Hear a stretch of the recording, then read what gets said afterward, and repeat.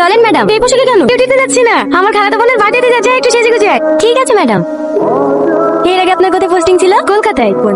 এই রাজু দাঁড়া দাঁড়া, তারপর ওইদিকে যাবে। হ্যাঁ ঠিক আছে, চল।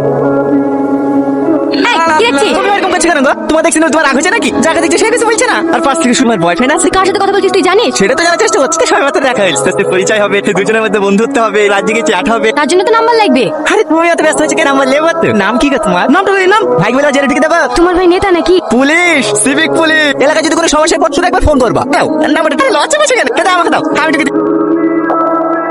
সরি, তোমার নাম্বারটা নিয়ে নিলাম। মাঝে মাঝে ফোন দিলে ফোনটা রিসিভ করে দিও। তুমি তো দেখছি অনেক ফাস্ট। একটা মেয়েকে প্রথম দেখলে প্রপোজও করে দিলে। তোমার কি মনে হয় সে মেয়েটা তোমার প্রেমে পড়ে যাবে? যদি একবার বলো আমাকে পছন্দ না, কথা দিলে আমি আর কোনোদিনও তোমাকে ডিস্টার্ব করবো না। এইখানে ম্যাডাম।